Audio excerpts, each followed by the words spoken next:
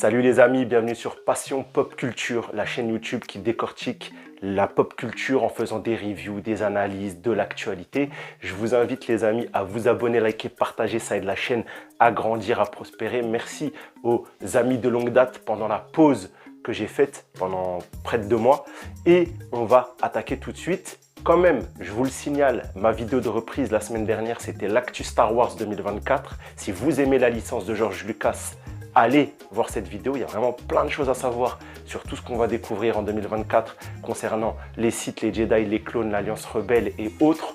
Du coup, on va parler maintenant de l'actualité très bouillante de février 2024. Et elle n'est pas des moindres. Je crois que c'est le mois avec le flux de sorties le plus incroyable. Que ça soit cinéma ou série, plateforme du coup, il y a vraiment des choses à regarder partout, à se demander si on aura le temps de tout voir. La première qui me vient, on va faire bien sûr dans l'ordre chronologique, c'est à partir du 7 février, au cinéma sort un film que j'attendais pas, que j'ai découvert sur le tard, Race for Glory. Race for Glory, qu'est-ce que c'est? Eh bien, c'est un film automobile avec entre autres Daniel Roule, le Baron Zemo dans le MCU, qu'on a vu dans Falcon and the Winter Soldier et dans Captain America 3 Civil War. Le film met en avant le célébrissime rallye automobile de Monte-Carlo 1983. C'était une guerre automobile entre la célèbre marque Audi et Lancia.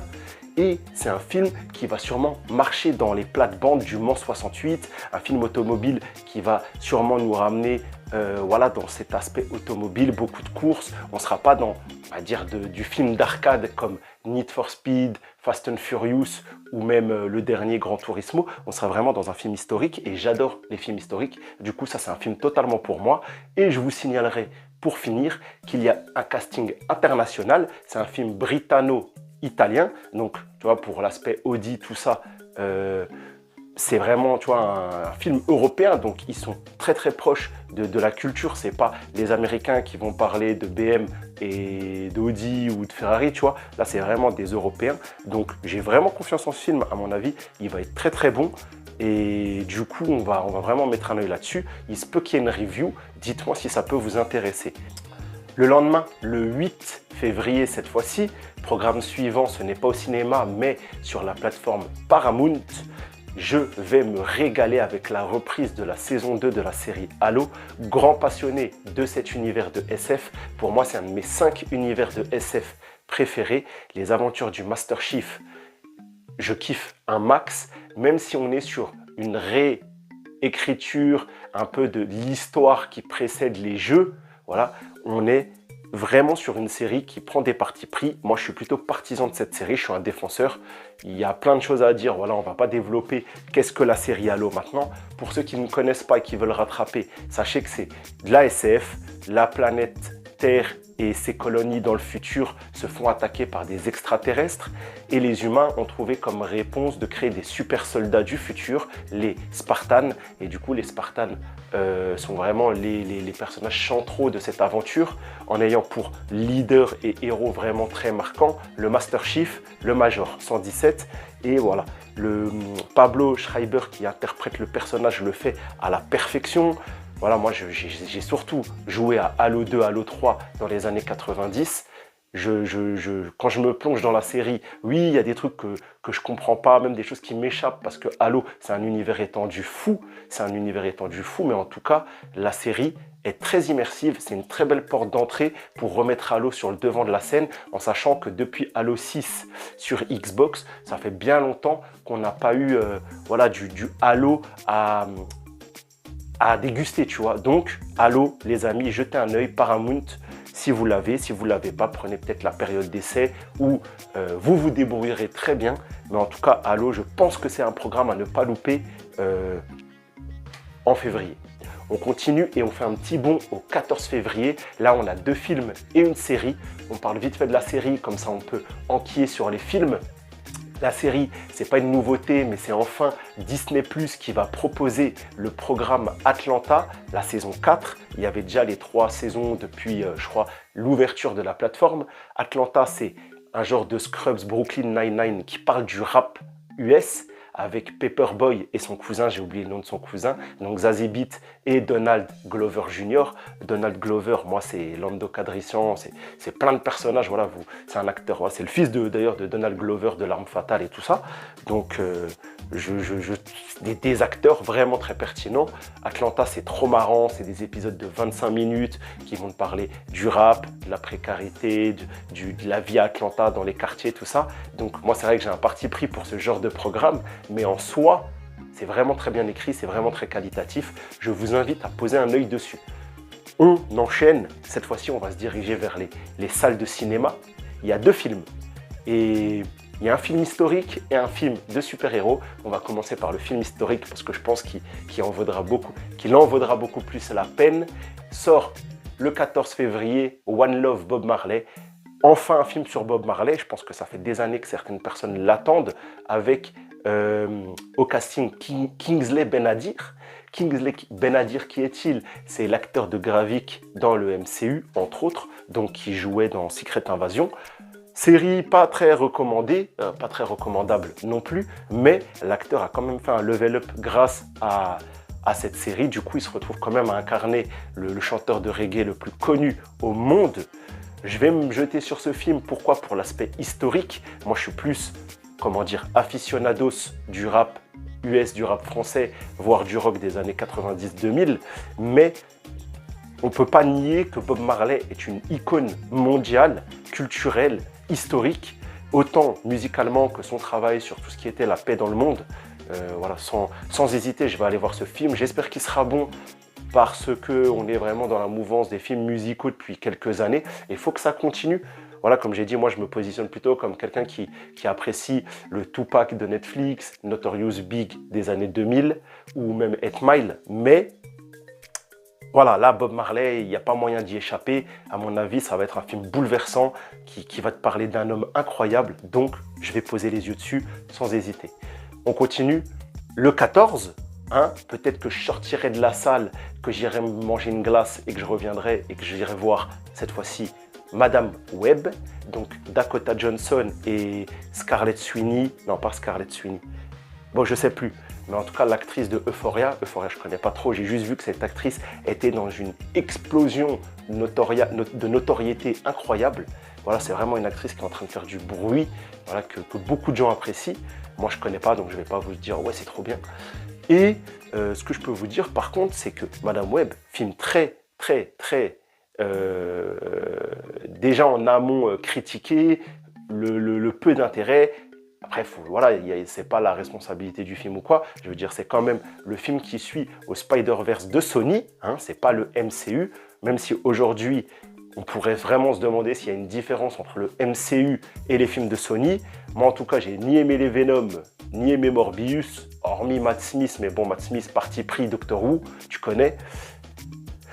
Mais Madame Web, le fait que ça soit une jeune ambulancière qui a des visions, toi, ça me ramène un peu à Destination Finale. Est-ce qu'elle va être dans des catastrophes? Elle va essayer de les éviter. J'ai essayé de voir au maximum le moins d'images possible pour quand même me donner de l'intérêt à ce film, plutôt sur un aspect imaginatif. Ce que le film pourrait raconter, je vais mettre de côté tout ce qui est en rapport avec le multivers ou Spider-Man. À mon avis, il ne faut pas s'y attendre à beaucoup de développement vis-à-vis de ça. Je vais essayer d'enlever le côté multiverse, même s'il y a la maman de Peter Parker, ça ne m'intéresse pas. Moi, je veux voir l'action directe, le développement narratif. Est-ce que le film, il a un bon début, une bonne fin, un bon milieu? Est-ce que c'est cohérent? Est-ce que c'est quand même qualitatif au niveau de ce que proposent les effets spéciaux? Et voilà, je vais m'asseoir, je vais manger mon popcorn, je vais déguster ça et ensuite, on rentrera à la maison. Et voilà, on verra. Pas non plus spécialement de review sur ce programme, je pense pas. Je pense que je ne saurais pas quoi en dire et de toute façon, j'ai pas envie de rentrer et de descendre un film. C'est pas mon style, vous le savez. Je crois que le dernier programme que j'ai descendu, c'était Willow. Et voilà, Willow, c'était vraiment aberrant. Mais là, je sais pas, on verra, mais je ne pense pas.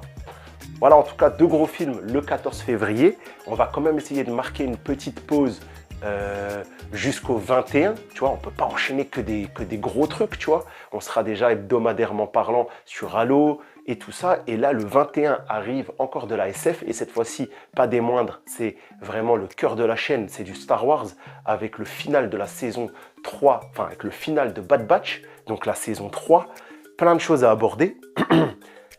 La sœur jumelle d'Omega, le clone d'Omega, Ventress qui a été teasée dans les images du trailer, tout ça. Donc Ventress qui est censée être mort dans un roman.